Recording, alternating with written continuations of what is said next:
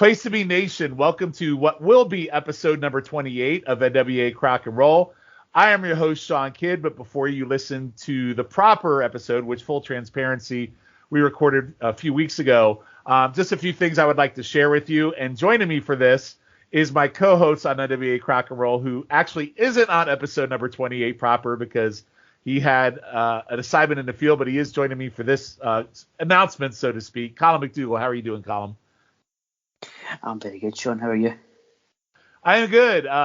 Pretty excited to talk about this. And I know since we already recorded the next episode, I thought it'd be good just for us to get on and chat a little bit about some different things. It's kind of like we've, what do they call wrestling? The forbidden door a little bit, where they do some cross-function stuff. So for anybody who's listening, we obviously our home base here is on Place to Be Nation wrestling feed.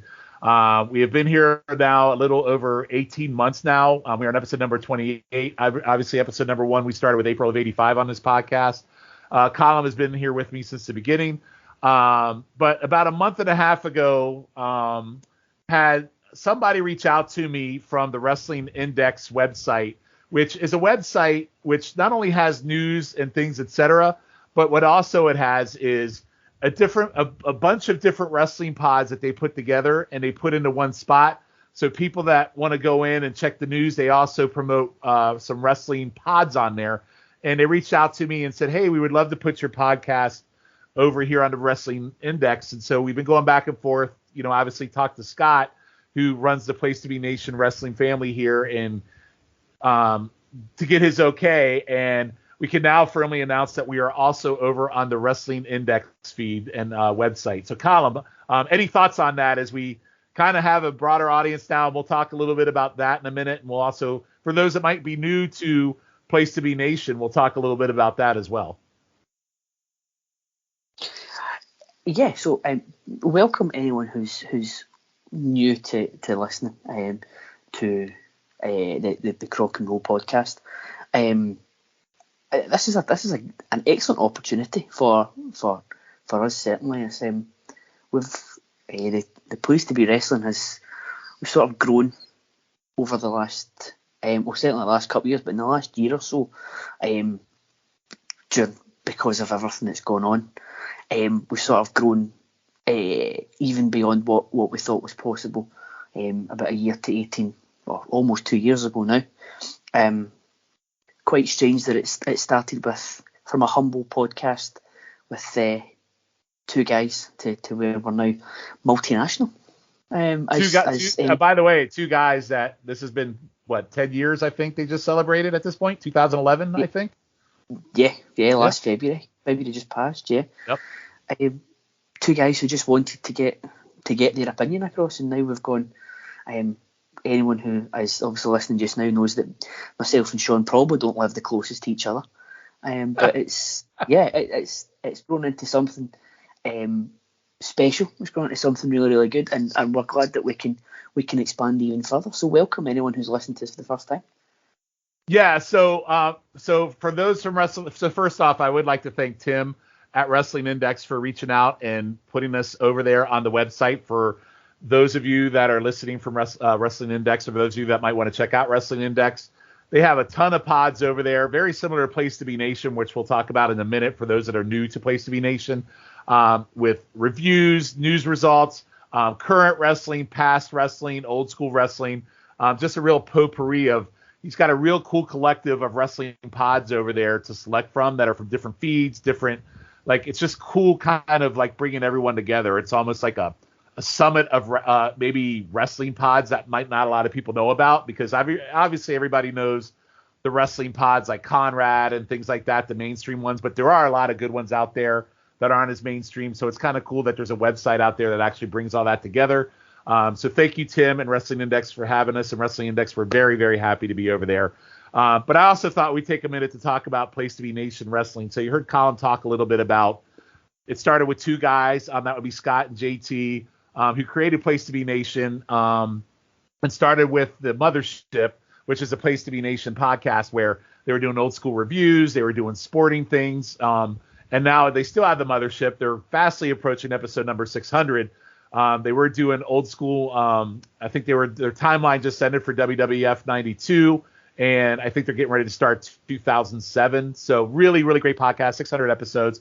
That's what started on. It's kind of grown from there. And Place to Be Nation, it's kind of have its own family now. Has a website, a lot of pods here on the wrestling feed. It's actually splintered off a lot of sister feeds as well. But from a Place to Be Nation wrestling standpoint, we'll start with Crock and Roll first. So again, we started this about 18 months ago, and it came out of an idea that there used to be a podcast on this network called Where the Big Boys Play. And then they kind of stopped and been gone for a while. And then the network added good old-fashioned Crockett Wrestling to the network. And I had this idea coming out of a other podcast as well that is on this feed called the NWA Saturday Special, which looks at current NWA. And I went to Column and my other co-host, Dr. G, who's on that other podcast, and said, hey, I would love to do a Crockett pod. And I'd really like to start it in April 85 and kind of do a timeline watch. Are you guys in? So it kind of started from there. And here we are. You know, we had this past summer, we lost the network because we didn't have, we had to wait for Peacock. So we did kind of a summer special. We looked at wrestlers before they were in Crockett. We looked at Houston wrestling. We looked at matches we didn't watch. But the other thing that's really cool that's come out of this podcast, we all love wrestling. We all love Jim Crockett Promotions. Column is kind of getting to know it a little bit. We just added an official fourth member, Scott Shiflett, who's never even watched this stuff with us, who's watching it now. But it's also kind of sprung some storytelling and insights of its own. You got, you know, Dr. G, his little saying about people being in good hands. You got Column's really big, huge hate of Wahoo McDaniel, all our hate for Jimmy Valiant, our love for the Andersons. I think it's like it's almost sprung its own kind of storylines and kind of within the pod we do. Don't you think, Column? I think so. The Wahoo thing was just seemed to like it seems that the Jimmy Valiant one in 1985 is fairly obvious that, well, to me anyway, that I don't see. I don't take any enjoyment from it, but the Wahoo one came. It was almost like I can't remember what episode number it was. It is in the archives. Place to Be Nation, placetobe.podbean.com.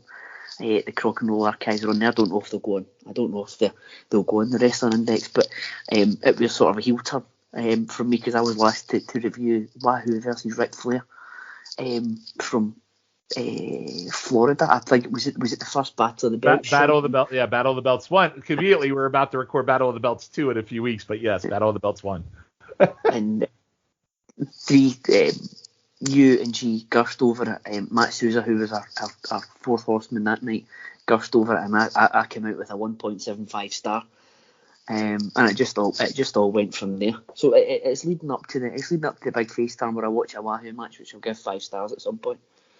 Yeah, so there's just we have a lot of fun on this pod. We make fun of stuff. We love stuff. We watch matches. It's just a fun pod to do. The plan is to take it through December of '88, where Crockett sells it off, and then we'll see where we go from there. But as of right now, this recording, we're just jumping into January. Part 86 of part 2 is the one you're going to listen to now, and we got a long way to go. We just start in 1986, so we still got a really almost full 3 years to go. So we'll still be here for a while, but. Also on this pod feed, though, are a lot of great other podcasts. Column does another one called Special Relations with him, a gentleman named Ben and a gentleman named Rory. They're all across the pond. Column is in Scotland, where they talk wrestling and just things in general, which is really good. You got the Mothership, like we talked about. You got Highway to the Impact Zone, which is on hiatus right now because one of our hosts, Logan, is about to have a baby. You got YouTube Roulette, where a group of us just randomly pop up once a month and watch matches on YouTube that are hardly ever talked about and talk about those matches.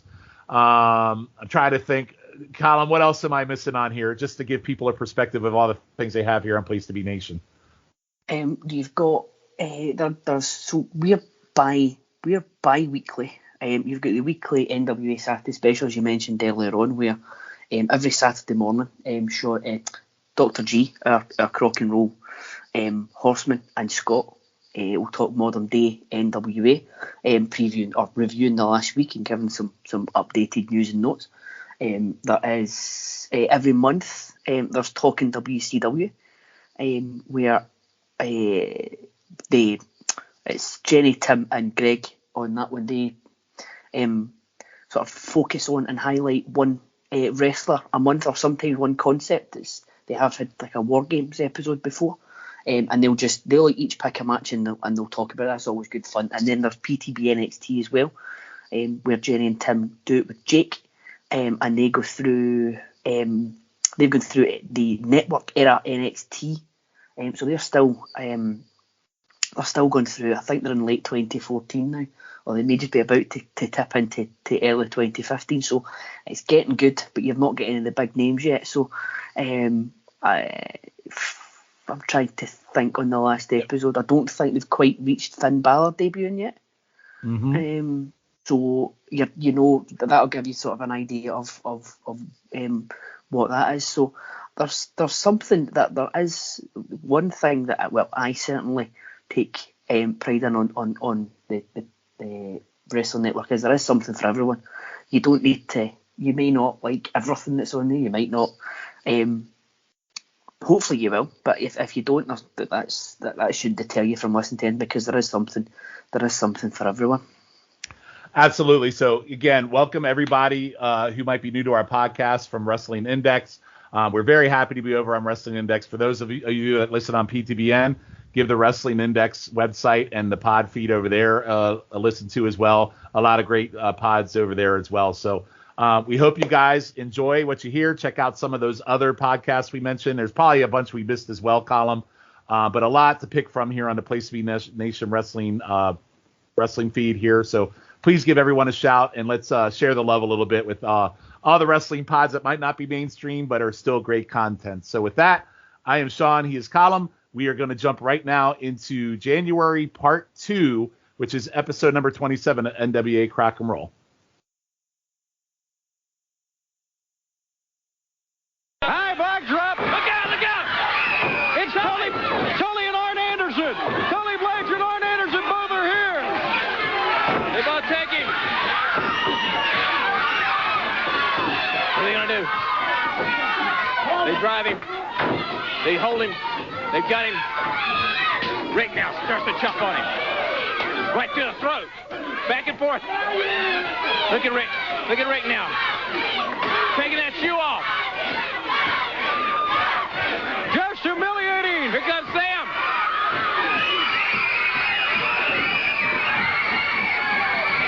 Dusty Rhodes is at ringside. He went down. Rick down. Garvin got him. Oh, he sits on him all right. Hands of stone. Ric Flair, look, David, he is down. He is out. This man, the hands of stone, Ron Garvin. Running.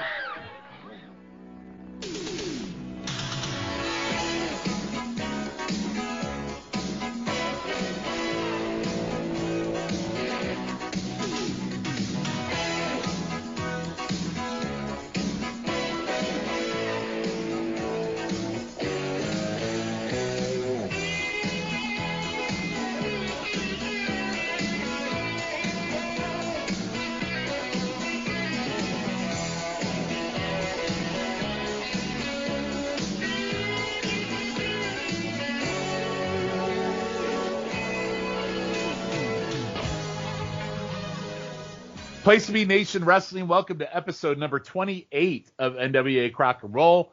We are doing our second part of January 86, starting with January 18th. I am your host, Shawn Kidd, and I am joined as always by Dr. G. Dr. G, how you doing tonight?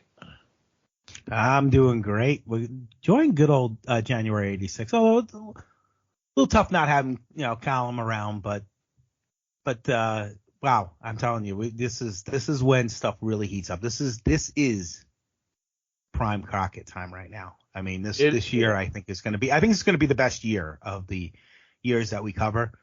But wow, I mean, if you want to see things that are top notch, and it's just amazing to me how much of a better show they were putting on than WWF. But wow, very different. I wish we had some of these storylines today. Yeah, very, very different product at the time, right? This is more of a sense of realism, and in the WWF, you would say cartoony, most people would say, but it was, and we enjoyed both at that time. So I'm not ripping WWE, but it just now as an adult now, I just wow, these storylines were just phenomenal. They were doing reality TV before it became big. I know that they credit Bischoff because of NWO, but some of the stuff with the Horsemen I thought was pretty good, just as good as some of that stuff we saw back in the late 90s. Amen. I agree with you. And joined, just like our last episode, and he'll be here with us permanently, Scott Shiflett. Scott, you made it through your first full episode, so how are you enjoying the ride so far?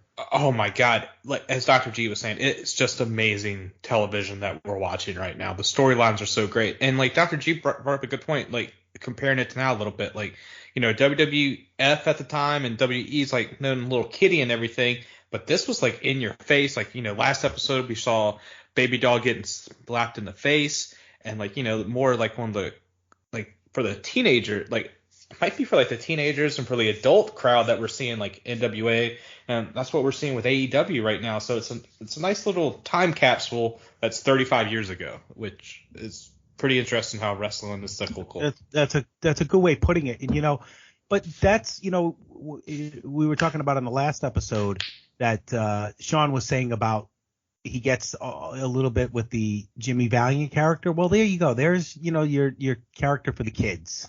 Like you could tell the younger kids were more into, Jimmy Valiant. He was kind of part of storylines, but he wasn't as serious as some of the other storylines that are going on with, Tully and Magnum and Tully and Dusty. So he's part of that, but he's not the big part of that. And I think so you had a little bit of everything for everyone in the NWA, whereas you could tell the WWF was really gearing more towards the kids or the younger generation. I am beginning to accept the Jimmy Valiant role of the Crockett era. He's always someone you could throw into something quick to get quick heat on a heel. And even though, yes, I despise his matches, and yes, he drives me nuts, I'm starting to kind of accept his role a little bit, kind of like I'm starting to accept that Wahoo may not be as good as I want him to be, even though we're going to get more Wahoo in 86. That might make me like him again. I'm accepting the Valiant thing, and maybe eventually Colin, since he's not here, will accept the Wahoo thing, although I doubt he ever will because he hates him so much. But that is what it is, and he's not here to say anything about it, so we'll move on. So we are going to January 18th of 1986, and we are going to the WCW Saturday Night Show. So a few things on this episode, then we'll jump over to January 25th. So we're going to open it up with a Russians promo. And if you remember on our last episode, we had that great PWI segment that kind of went out with a turd on the Ron Garvin stuff, but the majority of it was Magnum TA talking about his list of challengers for the United States title, and kind of the opening shot fired, I guess, on Nikita becoming his top challenger, saying that he sees him as his biggest threat. And this is really, if you think about it, we're in January, so February, March, April, May, June. So 6-month build. We're going to get to this best of 7 feud that we all know and we all love, which I'm kind of excited to see how this plays out. So we have the Russians. And by the way, we also need to mention, if you remember on our last episode, that Crusher Khrushchev broke his leg in his Mid-Atlantic title match against Sam Houston. So we'll see how they cover it here. So we open up with Nikita coming out in a very bright yellow shirt, and he's holding a magazine, and Ivan is behind him holding the 6-man trophy. Tony says in Sports Illustrated, Nikita's name is named as a Sportsman of the Year in the magazine that he's holding. Nikita goes into, I don't see the Road Warriors name. I don't see Flair's name. I don't see TA's name. And I don't care what you stinky Americans think about the super Russian athlete Nikita Koloff. He was voted in the top 5. Uncle Ivan says I should have been voted number 1, but because of prejudice and judges, it goes to an American. And he talks about losing due to American interference. Then he talks about the Road Warriors once some more, that they want to take this, that we lose a prestigious title in a Mid-Atlantic title due to the lack of ability because of stupidity. Crusher Khrushchev had skinny Sam Houston defeated, but because of the Road Warriors, he lost the title. Road Warriors say they will find partners, either Magnum or Dusty Rhodes, to take away the 6-man trophy. You call us weasels. You think you have won the battle, but as far as the war, we will put you out of wrestling. Then Paul Jones interrupts and says on behalf of himself and all the fans in the world, they are very sympathetic to what happened to Crusher Khrushchev, which this is really out of the left field. And then he wants to offer services of somebody that want to face the American. I offer you the services of the greatest German wrestler in the world, the master of the claw, Baron von Raschke, who was a big AWA staple. So we basically, again, we've seen him in the ring. I don't know if this is necessarily the trade-off we want. We kind of shit on Khrushchev, but I don't know if we're going to get much better than here. Ivan thanks Jones and says having Baron here is a great honor, and then he runs off all these credentials throughout the world, and he's from East Germany, and then he basically says that they look forward to taking on all comers for the six-man trophy. So, Dr. G, I will go to you first. First off, Nikita Koloff in 1986 being in the top 5 of the athletes in Sports Illustrated, and the addition of Baron von Raschke to trade off for Khrushchev. What'd you think? I love the whole Sports Illustrated thing. That's great. That's Nikita. And, when I watch it now, I'm like, dude, I can't believe we actually really thought that he was Russian when we were kids. I legit thought, like, all of them. I thought they were all Russian. Even Khrushchev with his American accent. I had no idea. No idea. Yeah, I mean, Khrushchev I got because, he was like this American turncoat kind of thing. But the other two, I thought they were both Russian. At least Ivan. And he wasn't either. So it's just it's amazing how they actually how they didn't slip when they were doing an interview, with the accent. Because that's not easy to do, but I guess, I know Nikita truly lived the character. That's why he even changed his name, in real life to Nikita. But the whole thing with what's his name? Baron von Raschke. Oh my gosh, that guy looked like he was 60 when he was 40. Mm-hmm. It's like, wow. It's just like you said, we could be wrestlers, really. Come on, that guy's just. He looked like he had an old man's body. It was horrible. I like what's scary about that? Like there was nothing intimidating about him. That he was going to be part of. Paul Jones going to have him be a part of their group or help him out. He was 45 really? Here, Dr. G. 45. That's how old he looked 85. He was 45. No, he legitimately looked at least in his 60s there. That wow. So, I their promos are amusing, the Russians, but the whole thing with Baron von Raschke kind of ruined the whole thing for me, to be honest. I didn't get it. And honestly, I don't even remember this. I don't remember Baron von. I remember him being in the NWA at this time, but I don't remember him being a big part of this feud. I don't know if he winds up even being a bigger part of this feud. I guess we'll see it. We may see how this plays out on the six-man title. Unfortunately, I don't want to give away any spoilers, and I'm not 100% sure, but they might have just brought him in to do the job. But you never know. We'll have to see how it plays out. Let's see how it plays out. Scott, what did you think of this promo with the Russians and with Baron von Raschke? First off, Nikita Koloff's shirt in this needs to be sold on Pro Wrestling Tees because I would be buying one because that looked awesome. I hope it's true that Sports Illustrated was going to name you Sportsman of the Year. That I love when that happens. He was in the top 5, but he lost to the Americans, which is why he was shitting on them in the promo. So. And Paul Jones coming out looking like he's like a waiter at a nice restaurant. I thought he was about to take the Koloff's order. But as Dr. G was saying, Baron von Raschke, they look like they just got him. He was like a crypt keeper, and they just pulled him out of the crypt. The man, there's no way he's 45, Shawn. Is he still alive? I want to know what he looks like now. Is he still alive is a great question. He is still alive, yes. Because his face looks like the Thing from Fantastic Four. Wait a minute. He can't still. Hang on a minute. He was born in 1940. So, yeah, I guess he's still alive. Yep. Yeah, Crusher Khrushchev getting hurt, but this is a downgrade somehow. And I was shitting on Crusher Khrushchev last episode, but they somehow found someone worse than him. Yeah, because could they find some random guy to just be a Russian that wasn't Baron von Raschke? I feel like it would have been a better trade-off. Yes. Yeah, I agree. All right, so that's where they're going to solve for. Crusher Khrushchev's gone.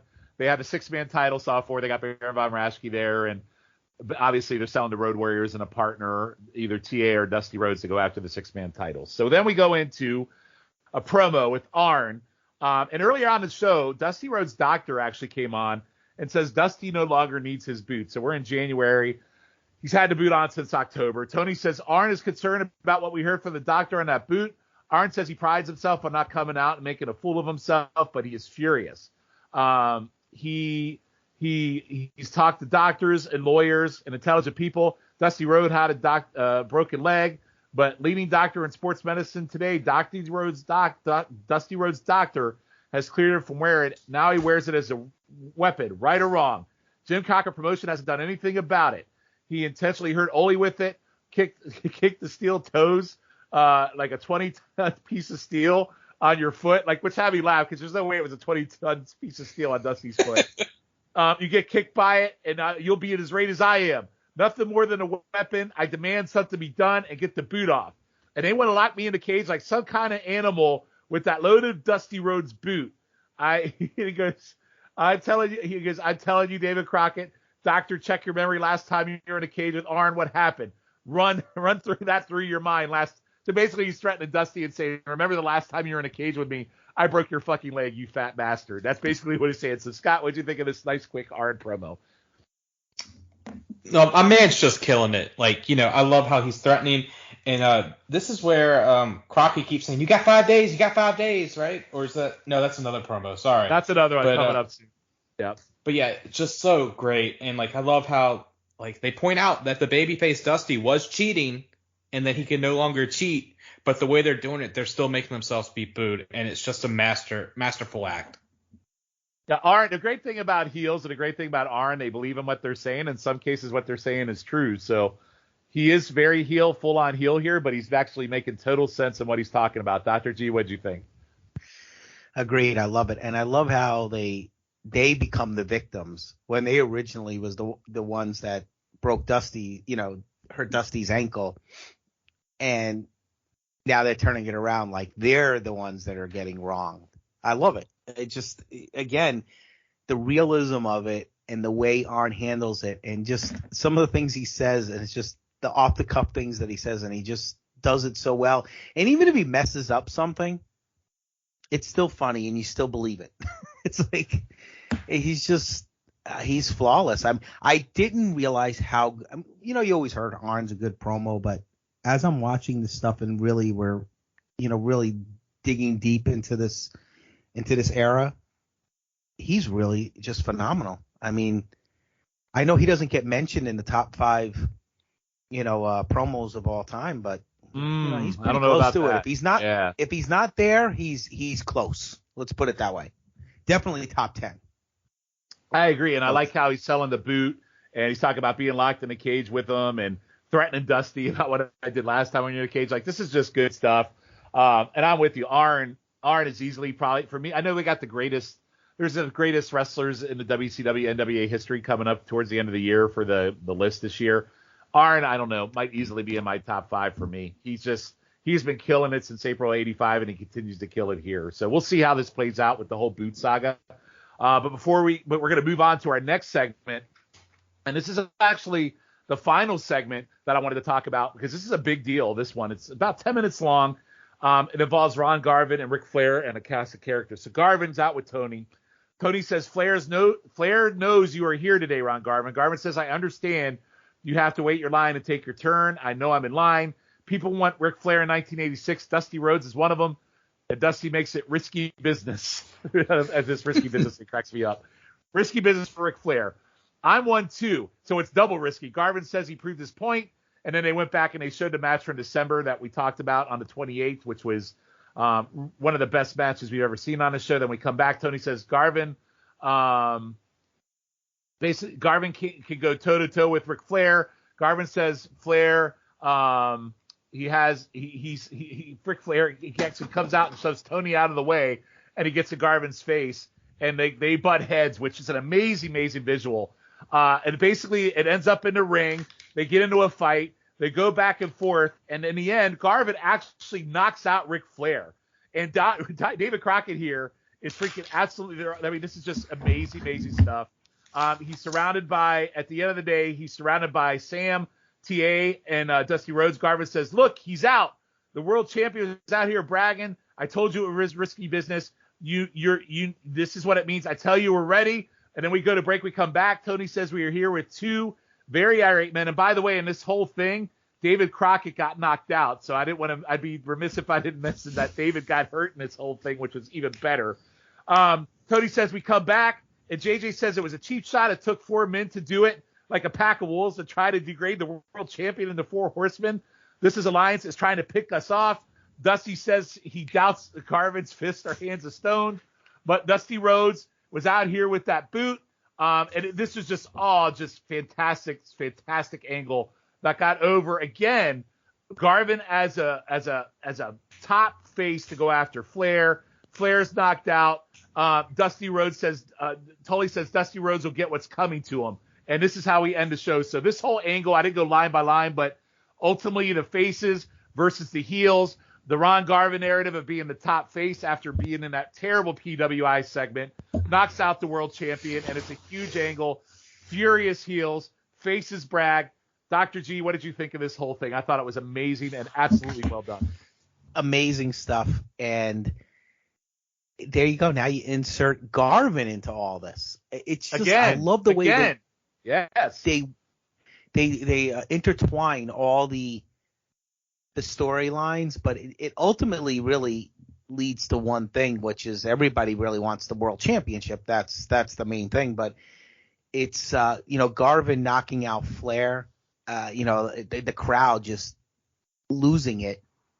I mean, it just, the whole thing was just done perfectly in regards to the announcing, the promos, the attack. It just totally well done. And you're watching this at home, and even at that time, you'd be like, wow, you just can't wait to see what's going to happen next week, just because of the way they left you, not hanging, but just wanting to see more. And wow, just good stuff all around. I enjoyed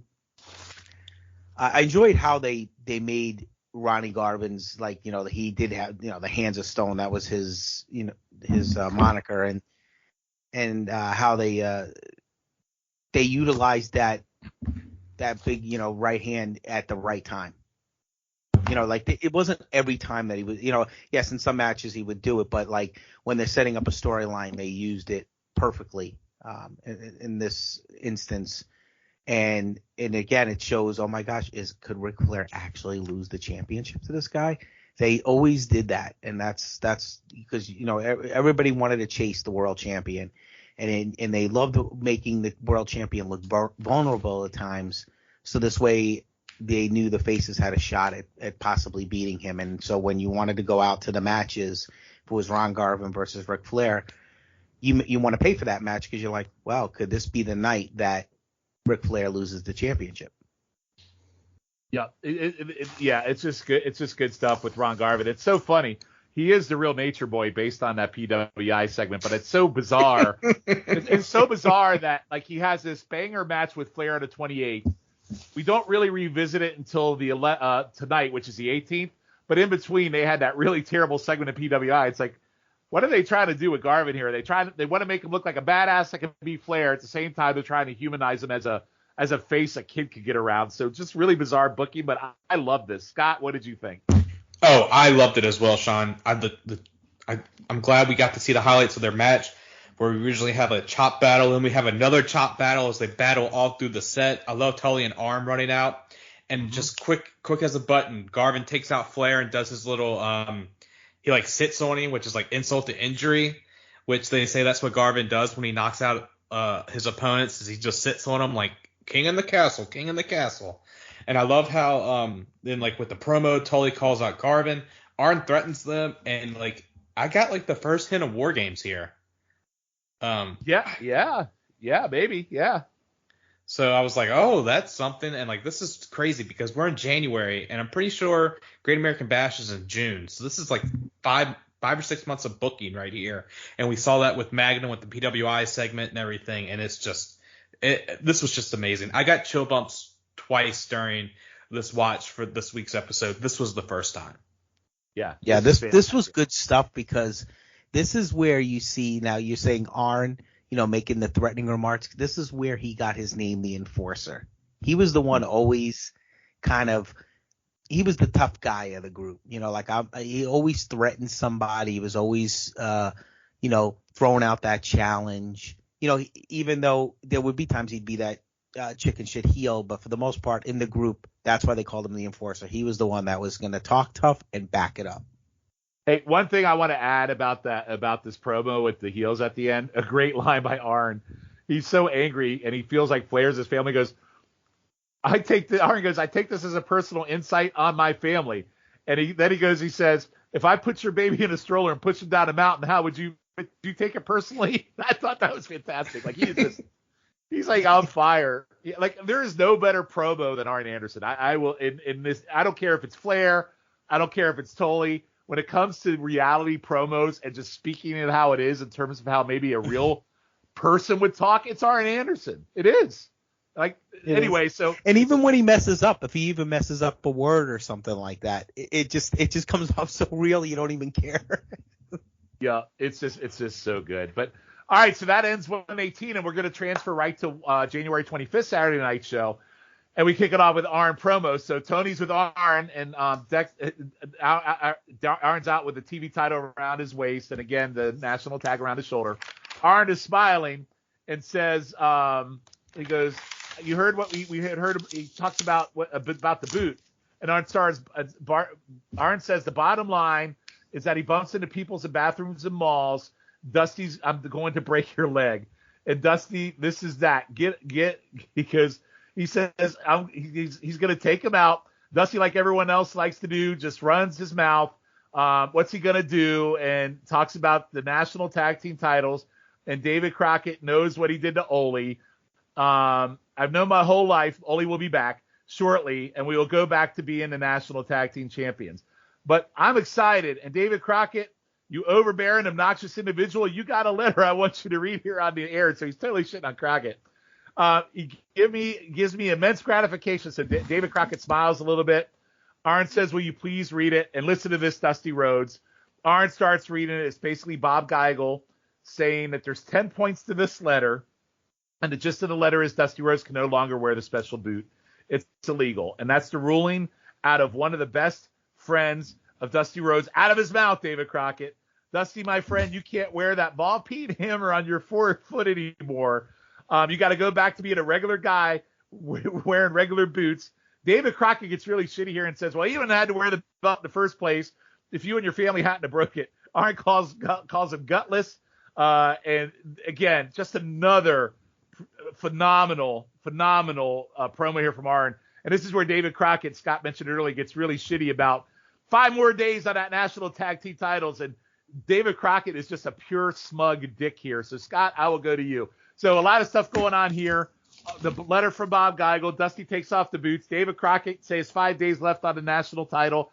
And a really fun promo that Arn gets to gloat he gets to gloat because he won and he's right. So what'd you think? I loved it. He said, I made you your best friend read that you can't do this. And he's just like a pig in shit, just loving it. He's just great. And I love, I'm surprised that I know, that was his job, that no one took a swing at Crockett, because he got real loud with the heels, 5 more days. I would love to see Arn just backhanding he did. I think he did get hurt. Did he get hurt in that? I'm trying to remember. He got hurt in some segment. Maybe it wasn't that. I think it was the last segment he got hurt on when they had that big fight. There might be another one that comes up where he gets knocked out and he goes missing for, I don't know. I think it was that one. But he did get knocked out. I think the only time he ever got knocked out was by Nikita before the Bash 85. And that led to that Flair Nikita match at the Bash. I just would love to see it Arn just paintbrushing. And then I'd be driving more for Dusty wanting to do it. It'd been more heel heat. But yeah, it's just, I love Arn. He was so happy when he made him read. He's like, I'm not going to read these 10 points. Yeah, it was good stuff. Dr. G, what'd you think of this Arn promo? I love it. I always, wondered what were they actually, what was it actually on that piece of paper, Well, it was like, what 10 things could you possibly say about that boot? Exactly. It's like some memo that had nothing to do with the situation. But, I just love the fact that, again, Arn makes it seem real, and he's just like, he's so happy. Look I got your best friend here. He's got to read this stuff, and there's nothing you could do about it. And Crockett, he gets tough sometimes, he goes right back at him. So I agree with you, Scott. I'd love to see him, just a backhand, just to Arn to like prove a point. Honestly, that actually would have been pretty good if he actually kind of attacked him during this, okay, now your best friend now, not only that, you had to read that letter. Now I'm going to beat the heck out of your best friend. Now, what are you going to do about it? But no matter what, Arn was just, I have to say, he was on par with all his promos. I mean, he was top notch through all the watches so far. I mean, for this month, he was at his peak right here. Amen. And you know what? We may even see even better. So you know what? I don't even want to say he's really at his peak, because it could even get better in the coming months. We got a whole lot of Arn Anderson to talk about over the next couple years on this pod, Dr. G. So And now I didn't realize what a prominent role he had at this time. He always thought of him as a bit player, but wow, just seemed like he was almost in every segment. It's just, yep. He was there. Again, you gain more of an appreciation of some of these guys watching it through a second time. Yep. So we got a Dusty, and Baby Doll retorts. So Dusty comes out, and he talks about, you heard earlier, about the boot, about that letter from Bob Geigel. He talks about Ric Flair a little bit, talking about, I don't know what Ric Flair wants to do. He wants to dance. He wants to sing. He wants to talk about whatever. Then he makes a penis joke about Flair. And then he goes into talking about, I'm the only one that ever comes out here with a good-looking woman. He starts berating Tully and about how he's traded Tully off for a man. Then he goes off into Bob Geigel. You're sitting on your big carcass sending letters out about me not wearing a boot that I had to wear because of Anderson's and Flair. And then he starts a story about stealing something from someone and something about Bula Bula. And he is just all over the world with this promo. Baby Doll says NWA tries to tell Dusty what to do. It is definitely risky business. And Dusty says, you know it, Jack, and walks away. I don't know what this promo was, Dr. G. This is like one of those Dusty promos where we think he's drunk and he goes all over the place and goes off script. So what did you think of this promo from Dusty? I felt like it was just another giant. I had no idea what he was talking about. Agreed. Entertaining, because he's just entertaining. That's who he is. But I had no idea where he was going, or what he was trying to say there. So that's exactly what I wrote on my sheet here. I was like, I don't really know what he was trying to say here, but he made me laugh, and that's about it. Bob Geigel sitting on your fat caucus. Scott, what'd you think of this promo? He was all over the place. I love, I don't know if he saw Flair getting dressed, because this is the second time he said he had a small penis this month. And the Bula Bula thing, I don't know where that came from. I rewound the promo 3 times trying to figure out what caused him to say that.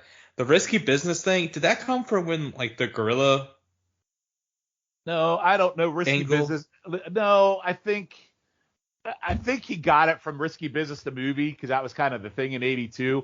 Where it's funny because you're going to see a tag team match coming up in February where Dusty and Ron Garvin, their tag team name is the Risky Business Boys. I don't know where he got it from. I think it was from the movie. Sometimes they just made up things.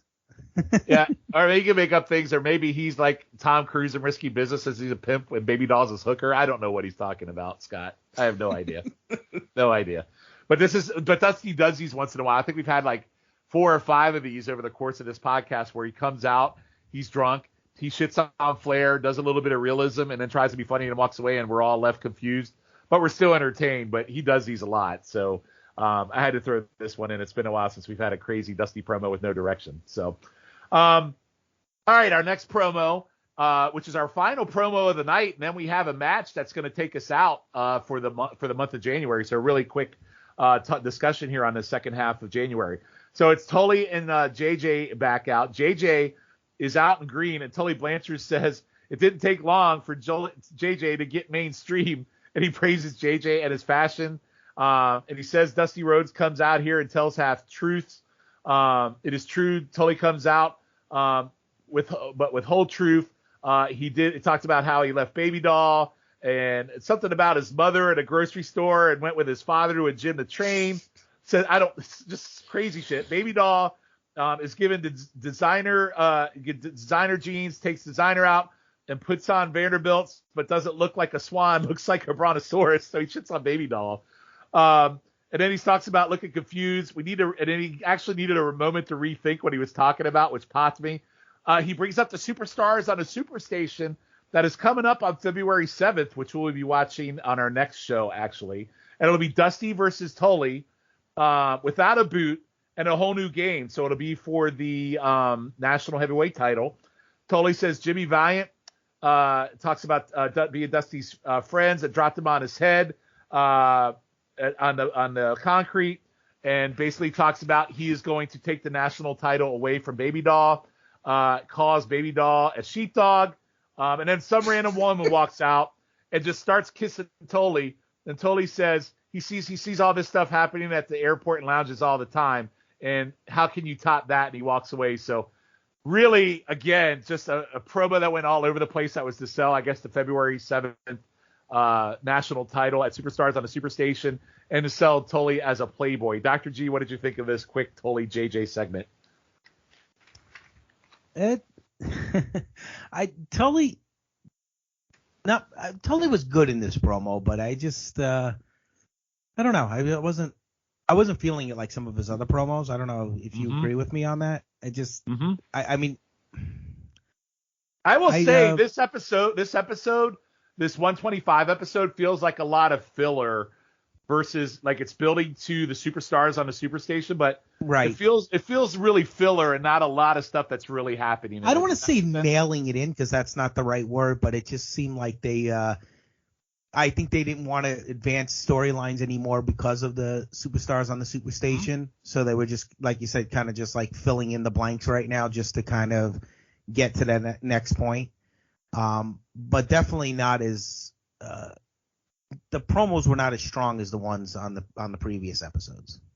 Yeah, I think the Arn promo is the one that stands out the most, talking about, Bob Geigel, and I did enjoy Dusty shitting on Bob Geigel. But Arn stands out through this whole thing, whole month, to be honest with you. Yeah, I agree. So this 125 is kind of a filler. It's a little weird and transitioning to the Superstars on the Superstation in February. Scott, I just felt like Tully was just like babbling a little bit. He was, like you were babbling to get to the woman making out with him at the end. That's what they were going for. So. Go ahead, Scott. Yeah, the random girl that's kissing Tully is a nice playback because Dusty had said that he never sees women with Rick and Tully, and like them just like Tully like pulling this random girl out to make out with him, which was, I was like, okay. I will say JJ did have a great line where he said Baby Doll looks like a Brontosaurus Rex that you talked about, but it just seems like these past two promos were just filler compared to what we've had before. Yes, so that actually would have ended our January watch, which I didn't want to leave it on a negative note. So we are going to watch something from February 8th, Mid-Atlantic, and this kind of coincides. So here's how it's going to work for us as we move into our next episode. Next episode, we are going to talk about Superstars on a Superstation from February 7th. And then on the episode after that, we're going to talk about Battle of the Belts 2. So we won't get to the actual February watch until December. So I wanted to bring this up from February 8th, Mid-Atlantic, because when we come back in December to talk about February, we're gonna pick up on February 15th, which is after the Superstars on the Superstation. But I did not want to miss this match from February 8th, Mid-Atlantic, because this is an amazing segment. And not only that, it continues to sell. And I feel like this might be the real. We had the Magnum interview and the Koloff interview where he was talking about, Magnum TA talked about Nikita being his really top challenger. Then we had Nikita come out and talk about he's the Sportsman Illustrated of the Year or the Athlete of the Year. And I feel like this February 8th Mid-Atlantic match we're about to talk about and the angle that follows is the true kickoff to the TA Nikita feud. So it is from the February 8th Mid-Atlantic. It is Magnum TA versus Ivan Koloff. And Ivan is out, and you don't really typically see Ivan Koloff in these singles matches and main events. It's usually tag teams. But I think this is a great way to kick off what's going to happen here. So Ivan comes out in his Count Dracula cape that he's had since the 1970s, Dr. G, because in the summer when we were doing these podcasts and he was going after, I think it was Bob Backlund. I think he wore the same cape out to that match. Do you remember that? I do. Yep. That's what he was known for back in the 70s. Yeah. So I thought it was a kind of cool. Yeah. I thought that was a kind of a cool throwback that he brought that out. So that was kind of neat. Nikita's out with Ivan and they hug. Crowd is super hot as they open. As TA grabs the arm and he drops the leg and works the arm on a hammerlock body slam. He lifts Ivan off top rope on a press attempt and Samoa drops him. The crowd is going nuts. And here's what I really appreciate in the commentary. We talk a lot about David Crockett and how he goes nuts in his commentary. But Johnny Weaver in this match, I think, is really, really good in here. He's like really good on commentary and champion just like David Crockett energy. I thought it was great. The other thing I really enjoyed during this match was Nikita's unhappy reactions at ringside, which I thought were fun. His facials, his expressions as TA was working over Ivan was a lot of fun. TA continues to work the arm of Ivan into the break. When we get back, Ivan's in control. But then it goes back to TA as TA trips him up. You get double knees to the groin, an atomic drop for 2, an abdominal stretch, a forearm for 2. TA reverses a suplex for another 2. He gets a small package. Then Ivan gets a Cobra clutch. And then drops a running body drop on a TA with his neck on the ropes. TA slips out of another clutch and kicks Ivan right in the face with a drop kick. Again, the crowd is going nuts. He gets a belly to belly, and then Nikita runs in for the disqualification. The TA and Nikita go at it. Then Baron runs into the ring, and then Weaver is just going bonkers. So is the crowd. Baron hits TA with a chain, and then he and Ivan hold TA as Nikita nails him with a sickle, like sickle. Nikita wraps the chain around his arm as Baron, and they hold up again. Comes off second rope with another sickle. Then Dusty runs in, and they start fighting. And then he starts taking out Baron and Ivan with elbows, but Nikita takes him down with a chain. Then Baby Doll comes in, and Nikita's holding her, and then Ivan grabs her by the hair. Nikita goes for her sickle, but in a great thing, Dusty pushes her out of the way, and then he takes Dusty eats the shit out of another sickle. Then the Warriors and Houston run in to make the save. Holy shit, guys. Won the match I thought was about 2.25 stars, but the angle afterwards was legit 5-star, just nuclear heat that I totally think made Nikita a star. So, Scott, I am going to go to you first. Okay, so I just did this as one whole thing. I went 3.75 stars for the match and the angle. If you added the angle in, you're 100% right. Yes. Yeah. So that's where all this is. But if I was just doing the match, it'd be closer to where you were. Oh my God, this was so much fun. Even the match, I wasn't even upset with the match. Like the Magnum was so over. It was just ridiculous. They were popping on everything. It was so great.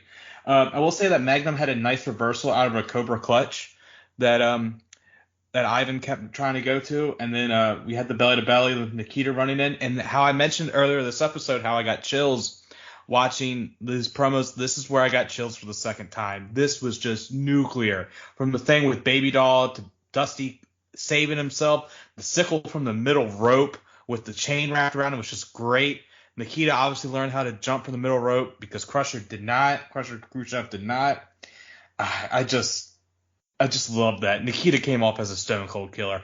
If Flair wasn't so good, like say if Dusty was the world champ right now, I would say give Nikita the world title. That's how much I am, and have Magnum chase. But we still have the 4 horsemen. That's how stacked this roster is. Yeah, this is good shit, Dr. G. What did you think? I went at 3.5. I really love this segment. So you guys included the angle in this? Yes, I did. All right, then I'll have to change my rating. I'll probably have to go 3.25 because I can't leave on a 2. I can't do 2.25 because the angle's so great. I thought the match was better than I expected. Yes, it was. And I because I wasn't Not that I don't like Ivan, but Ivan was older then, and I know that we have guys now wrestling in the 40s and 50s, but things are different then, So you can't compare. It's apples and oranges to me anyway. But I like the fact that he hung in there with Magnum, and making Nikita the monster that he is. Let me tell you, I agree with you, Scott. I think he should have had a run as world champion. I know that people think we're crazy. Nikita wasn't the greatest wrestler in the world, but neither was Hulk Hogan. I know. Good point. There's just some guys that have it, and he was such. Because the whole thing, the sentiment with the Soviet Union at the time, I think they could have really capitalized on him being world champion, because you'd want to. I mean, who would not want to pay to see the Russian at that time get beat? This monster Russian that looked, and then, I know Rocky IV came out, I guess, around like 86 or so in this year. And, that whole thing and having that monster Russian boxer heel, nobody could beat him. You kind of made Nikita like that. Come on, you'd be packing houses. People would want to see him get beat every single night. I think they missed something there. Listen, Ric Flair is a great world champion. Don't get me wrong. But I think you couldn't have done it with Nikita for many years. Like, Ric Flair was a champion that could be a champion for many, many years. But if you wanted to catch lightning in a bottle and you wanted to make some big cash, making him world champion at that time, I think would have been maybe Crockett would have survived. Who knows? I don't know, but for me, I feel like this closing angle, this is like, I know he had the title feud with Flair back in '85 during the summer, but this feud right here, this angle right here, this right here cemented for me, Nikita Koloff is a star. Like, he got full on star treatment at the end of this match. Took out like the Dusty Rhodes sickle. Like, Dusty's sell of that sickle is probably one of the best sell jobs I've ever seen Dusty take. Like, he took it like a champion. Let me tell you something. Dusty could sell. I know that he gets a lot of criticism for many different things, but one thing that Dusty could do, Dusty could sell. When he really is into an angle and he wants to do something and you want him to sell, he will do it. And I think he had a lot of belief in Nikita. So you know what I'm saying? I think he had a lot of belief in Nikita, and that's why Nikita kind of shot to the top pretty quickly, if you think about it, for somebody that had no idea about the business at all. Yeah, but like I said, like that when he pushed Baby Doll, like the heat from pushing Baby Doll out of the way, and then him just because he was gonna sickle the shit out of Baby Doll. Like, it was this. I can't express enough how great this segment was. I don't think we could do it proper justice. Probably one of the best angles we've ever seen, and it's just so great. So go out of your way. If you haven't seen this match, go to Mid-Atlantic on February 8th, 1985 on the network and check this match out. I didn't know what to expect when you put it on here, to be honest with you. I really didn't. So you kind of shocked me. But I think the whole package, I know Scott went 3.75, went 3.5, I'll go hairs, 3.25. I'll go 3.25. Yeah, we're all splitting hairs. So we're all in the same range. I just think it was just so well done. Yeah, the match was a 2-star match. Let's call it what it was. But it was better than I expected it to be on paper. But just the way they set this all up, and just this angle right here, like you said, made Nikita a star. Absolutely. So, yeah, go out of your way to watch it. So, guys, I'm going to call an audible here because I missed a match totally for January 25. So we're going to back up and we're going to talk about that match too. So I apologize. We record live, but I want to go back and talk about it, and I don't want to skip it because I do like this for one reason, because this is one of the first times that we've truly gotten to see Arn and Tully team up. And it is actually January 25th. So we're going back to January 25th, and then we'll close this show out with our awards for the month. We are going to talk about, it is the Italian Stallion, who, again, is one of those jobber guys who could get a win here and there, but also could be put over or put somebody over, but then can also win a match. But he's once again teaming with Don Kernodle, who, again, is that good hand they like to put in the ring, and he's taking on Arn and Tully. So I wanted to talk about this and get your thoughts. So Tony opens up, wishing the couple for Nevada a happy 50th anniversary. I know early on in this podcast we used to enjoy those, where he would do the anniversaries. We haven't seen in a while, so that popped me a little bit. Stallion opens up hot with a monkey flips and 2 arm drags on Arn and Tully that surprised me. David Crockett, by the way, Dr. G, David Crockett calls Cornotto a good one, which translation means he's okay, just like when you call people a good hand. So David Crockett stole your line in this match. Well, you know what? He should pay me for some rights for that. He should. He definitely should. But match, I think gives some pretty good shine to the face team to start. I like the struggle. There was a struggle where Tully kept trying to stretch out, get a tag, but he couldn't get it. There's mostly a lot of arm work by the faces and submission and pin attempts. The heels finally get the upper hand after Tully knee to Cornotto's back, and then Arn throws Cornotto's shoulder into the ring post. I really like Cornotto as a face in peril. I think he's really good as he tries to fight back in this match. And then when Tully comes off top rope and he hits a hell of a power slam, like it didn't look like a fake power slam. It's like Tully leaped off the top rope, and you can actually see Don Cornotto struggle to do the power slam, which I thought brought a bit of realism to it. He tags in Stallion. Stallion botches a move on Arn on the ropes, and it's supposed to be a sleeper. The ref gets distracted, and Tully comes off the top rope, hits Stallion, and then the heels do what I thought was a pretty great maneuver, a double gourd buster where they both hold him up, and then Tully lifts him up to go higher and then hits him with a gourd buster. I thought this was a pretty fun 10-minute fun match for TV for a Saturday night show. I actually went 2 1/4 on this. I did not dislike this, Scott. What did you think? I went 2.5. I really enjoyed it. You mentioned that power slam off the top. I have that as well. That was really cool. That looked Steiner Brother-esque right there. Mm-hmm. And the gourd buster was, I'd never seen that move before. If I had, I'd forgotten about it. That was pretty badass. But yeah, it was just a fun match, and we see how great Tully and Arn are as a tag team, which is obvious foreshadowing. Yeah, a little bit of a couple years prior to their glory, we get to see them. This is one of the first matches I watched that they've actually teamed together that I liked. And that's why I didn't want to forget this match. I almost forgot to talk about it, so I apologize for going back. But really, really fun TV match, Dr. G. What did you think? I went 2.5 like Scott. I pretty much, Scott, not to even repeat what you said, I agree with everything you said there, and I just love that gourd buster.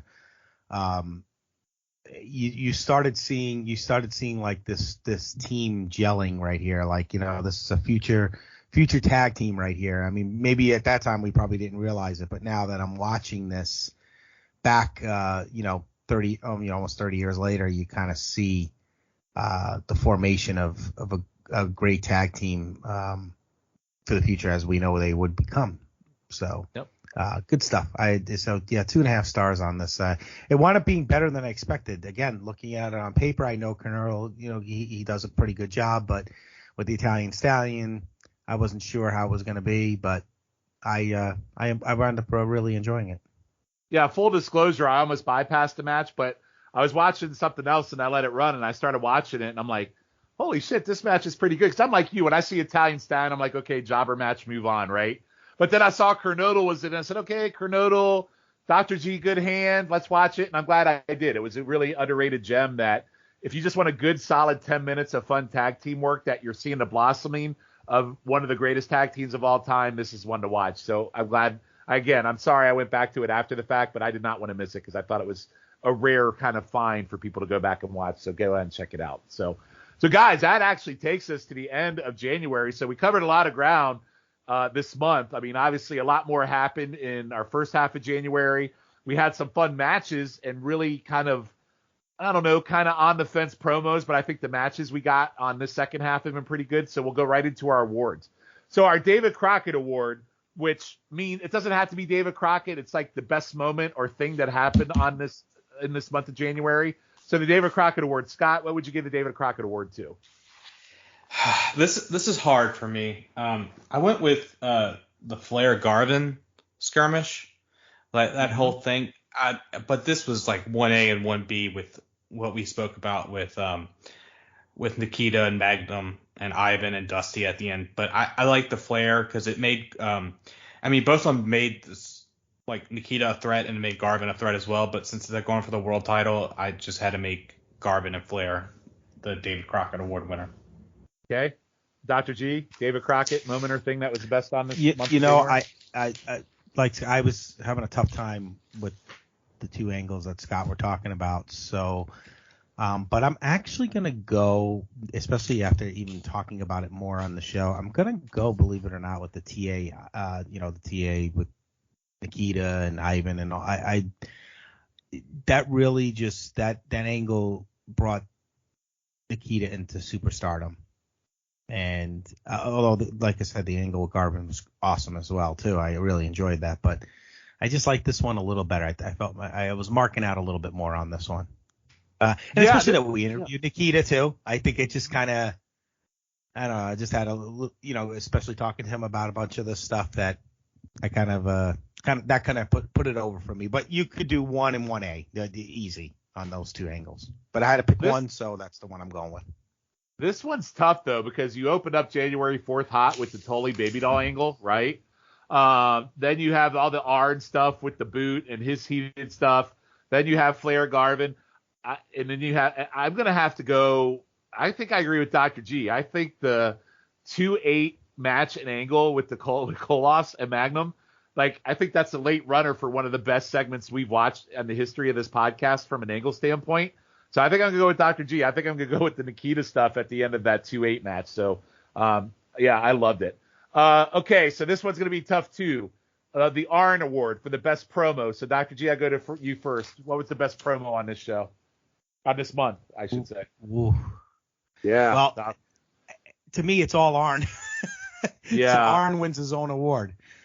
I have to be honest with you. I just wrote down all of Arn. I just thought he was the best, hands down. There was no one better than him. There was not even a promo that even touched any of his promos.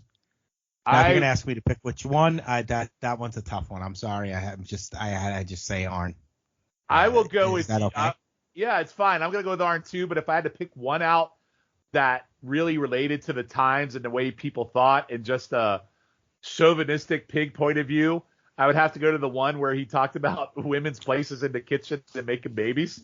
That's a pretty amazing promo for the time. So now I'm gonna go with that one. Okay, if you had to have me pick one, I guess I would have to go with that one because guess I was trying to be nice.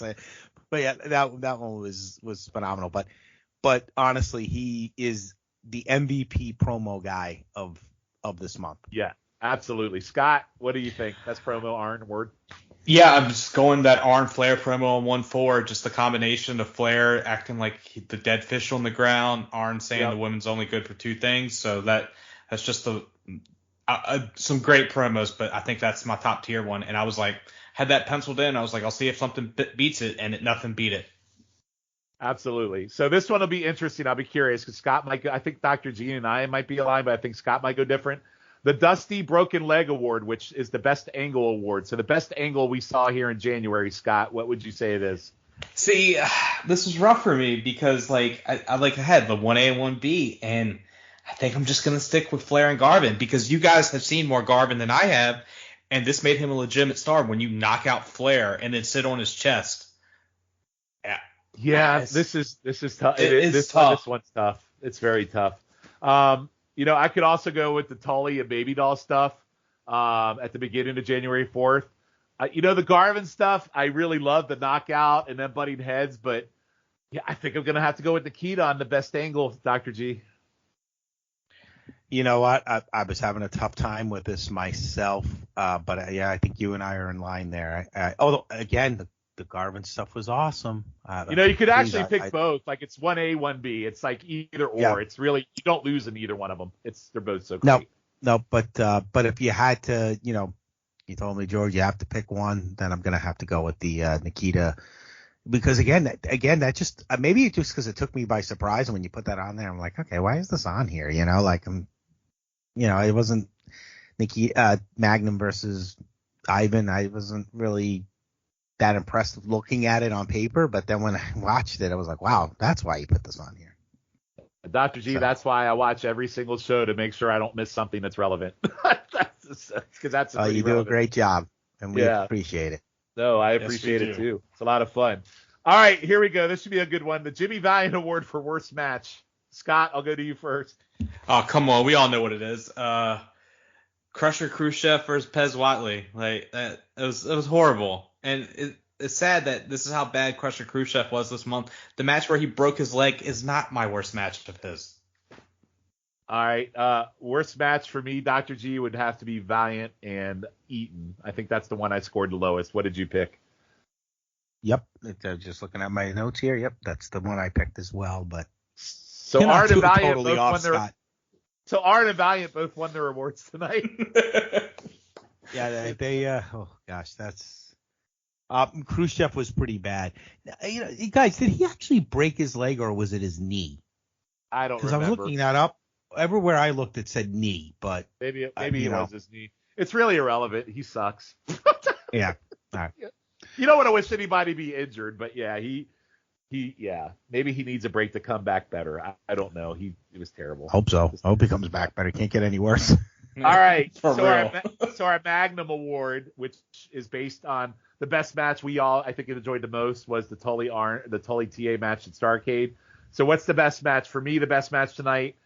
Okay, so if I go just by a match, which is really weird, it's gonna be TA and Ivan Koloff because of the angle and everything. But if you just want to go by a match, I think you can't sleep on Arn and Tully versus Stallion and Kernodle. But I'm gonna go with Ivan and TA because of the angle. Scott, what about you?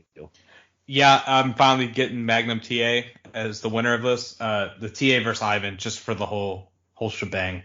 But yeah, Shawn, if we were going just by match, it would be the Tully and Arn versus Stallion and Kernodle. Who would have thought that, right? That's a crazy thing to think about. Dr. G, what about you? Well, I'm right in line with you guys because I guess you got to kind of include that angle though, the part of it because it did happen during the match, so or at the end of the match. So yep, I'm gonna just stick with that and before I change my mind. All right. Well, the Wahoo Award for least valuable player, I'm pretty sure who Scott's going to pick. Crusher Khrushchev. Bump knee. I think I'm going to have to go with Crusher Khrushchev as well. Me too. All right. And then finally, this is a tough one, but maybe not as tough as I think, the Ric Flair MVP Award. Scott, who's your MVP tonight? I'm going with Magnum. Wow. I know my awards are all over the place, but we had the PWI stuff where he felt like a legitimate star. And then we had the Ivan stuff, and we even had the thing with Harley, which we have forgotten about from the 1-4 episode. That's a great point. We had a lot of Magnum tonight that there was so much that happened. It's easy to overshadow everything that was so great on this. Like, just so much good shit happened. But yeah, I get it. I could see why you'd pick Magnum. Dr. G, how about you? MVP? I've been thinking about this. This has been killing me all day. I can't. You know what? I'm just gonna go because I just love this. I'm gonna go with Arn. I just love Arn. Arn's just totally. He is the MVP. He's involved in everything, and he was phenomenal. I mean, I know we didn't see a lot of in-ring from him this month. But everything that he did around he to me is the glue for all these a lot of the storylines that are going on. He's somehow involved, and he has a big part in each angle. So I'm going to go with Arn. I am going to go with Dr. G. So Scott, you make a great point. You have the Harley stuff with TA. You have the PWI segment. You have this right here, this Koloff stuff. But let's really rewind the clock a little bit on Arn. Arn won the TV title in the tournament. Arn had the best promo. By the way, Arn also had the best actual match of the show, if you take the angle out, and he had the best promos of the night. I got to go with Arn as well. It's such a Sophie's choice with all these selections, but Dr. G, I'm aligned with you. I'm going with Arn. So Arn wins best promo, wins MVP. I mean, Arn Anderson is just on fire right now, and I'm so happy that we're in 86 and now that Ole's injured, the good part about this is if you want to take a negative into a positive, we get to watch Arn excel in matches as a TV champion. And we will get a few hidden gems in here like we did with the Arn and Tully tag team. So I'm really excited to watch Arn. I think that might be the most excited thing I am for in 86 right now. Any thoughts Agreed. there? Yeah. Scott, you're not totally off because I kind of made the decision really during this yes. Podcast because I had Magnum or Arn, so it was a very, very tough choice. Well, that's the beauty in it. We have so many wrestlers that are on fire. Like, we have Arn and Tully. Arn and Magnum. Flair was great. Tully was great. Garvin, besides that weird PWI thing, was great. Dusty, hell, if you want to throw in like non-wrestlers, Baby Doll and JJ, like, oh my, holy, they were all good. Yeah. It was just all good stuff. Cornette, we saw Cornette. Like this company is firing on all cylinders, and I want to thank you guys for allowing me to hop on right before it takes off to the stratosphere. Nah, it's a good time to hop on. They close out Starrcade and they kick off the year right. And what is cool is, I think about January that I really like is it's a reset. Like, we closed out Starrcade 85, we ended in December, and now it's like a reset. You're starting off with the whole Tully Baby Doll stuff. Garvin's clearly one of your top challengers. Dusty's got Arn and Tully. TA's moving on to Nikita. It's like all formulated, and it happened in a matter of like 4 weeks. They got all this stuff together, and you're off and running this year. Like, so much happened so quickly, and they do it so excellently, it's just crazy to think that how can we not figure out how to book like that nowadays? Because that's what's missing in today's wrestling, which is one of the reasons why we like doing this show. So that's so true. Yep.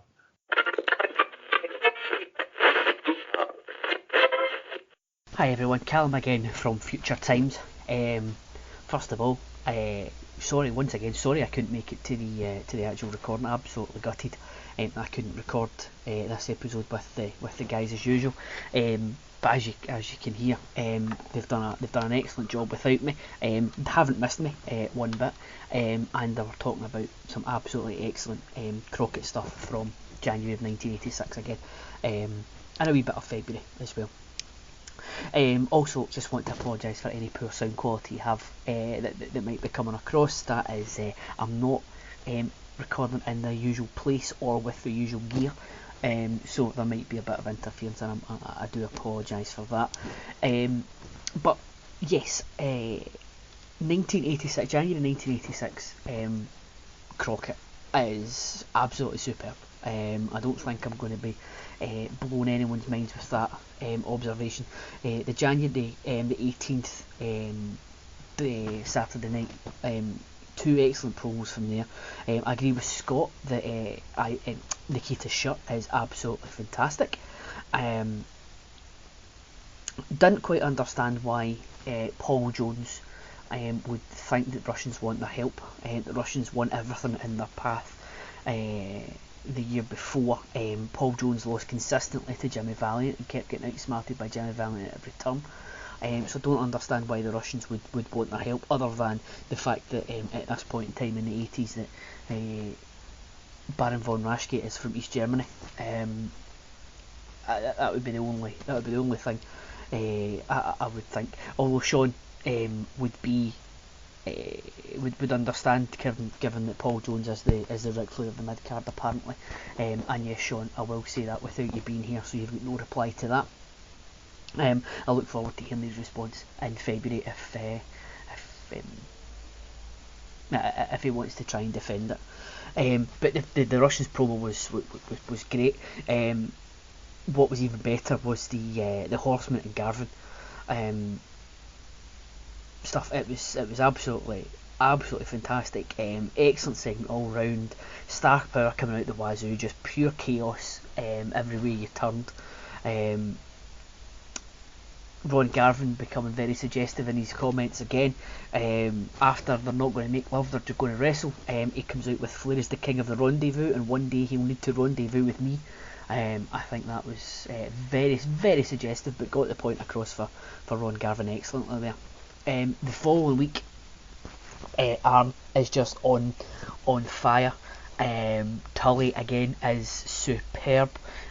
Dusty makes no sense whatsoever, but also somehow ends up making sense in his promo, and then you get the team, the first sort of teaming up properly in Horseman era of Arn and Tully.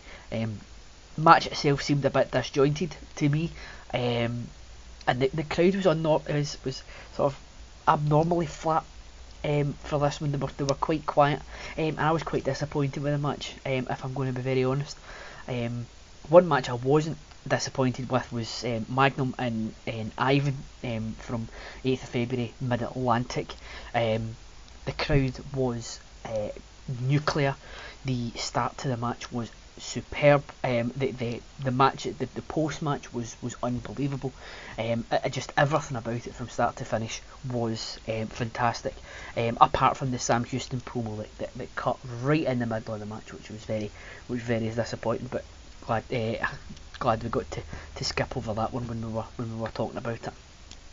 So just excellent stuff from the last 2 weeks in January, and then the first bit of February, and just overall the start to 1986 has been superb. Awards wise, I gave the Crocket Award for the best moment to the Tully slap. I really didn't see it coming, and that just took me that took me aback. I think I mentioned that in the first episode, what was happening when I was at work watching it. It was the quick explanation as to, or to try and blow over why I was reacting the way I did. The best promo, anything that Arn did. I agree with Dr. G in that one. Anything Arn Anderson, whenever there was a microphone in front of his face this month, it was absolutely superb. The best angle is a toss up between the Tully baby doll from and specifically the January the 4th one, but I think I will need to go with the Garvin Flair Tully Arn from just the chaos that was surrounding the 18th of January. Worst match, that was the easiest award I've ever given out. It's Crusher against Pez for the Mid-Atlantic title, and yet Scott hits the knee on the head. It's unbelievable that a match where a guy breaks his leg isn't the worst match he had that month. So that is doing something. The botch-tacular finish just sort of summed up the rest of the match. Again, easy choice for best match of the month, Magnum and Ivan from the last Mid-Atlantic, from the 8th of February Mid-Atlantic. That match was just excellent from start to finish. I was going mental watching it. Johnny Weaver on commentary was going mental. He was so excited that he was trying to finish his sentence before it started, and he kept stumbling over his words. That's how excited he was. Again, very easy choice for the Wahoo Award for the least valuable player, Crusher Khrushchev. Every day of the week, he was 0 for 2 in good matches, and unfortunately, he did have that injury that's ruled him out. So hopefully he can sort of take that and recoup and sort of watch some tapes of Flair and Garvin and Magnum and all the guys that do things well in the ring, and maybe he'll come back and smash people up. ... Not as obvious. MVP now. There was a lot of good stuff. Ron Garvin's in with a good chance. Arn's in with a good chance. Magnum in with a good chance. You've got Tully from the start, but I think I'm going to need to go with Arn Anderson. Everything he touched this month just turned to gold. But if we have more months where we are struggling to get to decide who's going to be the MVP, then give me more of them, because you know it's going to be high quality stuff. And January 1986 has started the new year of Crocket with a bang. So hopefully more of this to come, and if it is, just inject it right into my veins, please, because I enjoyed every minute of this. And again, I was really disappointed that I couldn't talk to the guys with it properly. But rearing to go for February. It looks as if we've got some excellent stuff in February again. So can't wait for that. But that's it from me this month, or for this episode. So I'll just send you back to the boys, and I think Shawn is going to wrap up the show for you.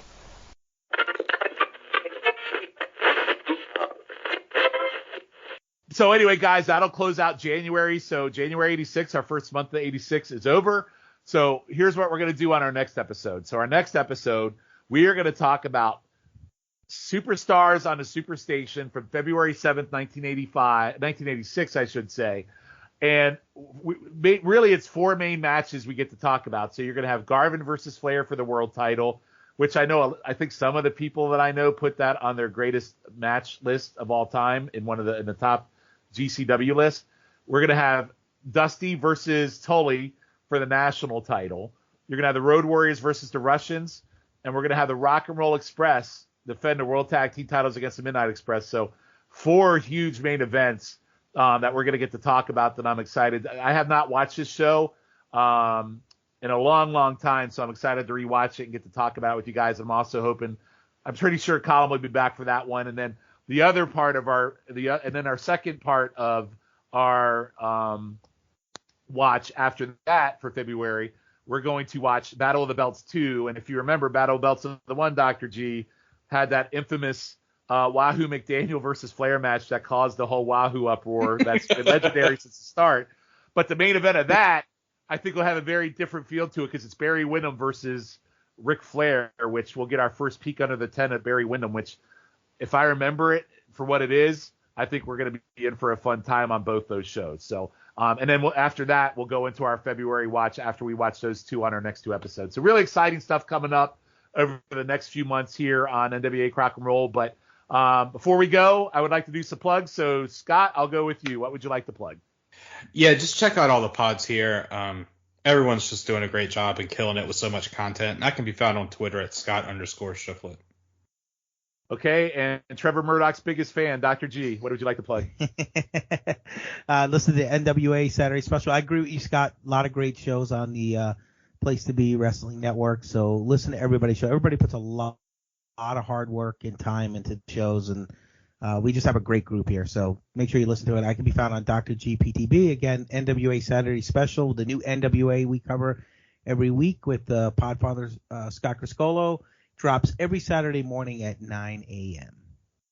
All right. And you can find me at NWA Crock and Roll on Twitter and numerous podcasts across all the feeds. Scott and I do way too many together, both wrestling and pop culture. So, Scott, it's good to have you on another podcast with me, talking about something near and dear to my heart. I think most of the podcasts we do together has a bit of a, what do you want to call it? A bit of a comical flair to it versus this one where we kind of look at it very seriously and enjoy it. So it's kind of nice to have a pod where you and I are kind of watching things legit, if that makes sense. No, that does make perfect sense. I totally understand that, and then listeners should as well, because our other ones, like, we are doing stuff to make each other laugh or hopefully make the viewer laugh. But with this one, I feel like, even with Callum and Dr. G, it like we're all serious wrestling journalists. Yes, we take our Crockett era wrestling very, very seriously. So with that, I am Shawn Kidd. He is Dr. G, and he is Scott Shiflett. We will see you in a couple weeks where we'll talk about superstars on the Superstation. Take care, everybody.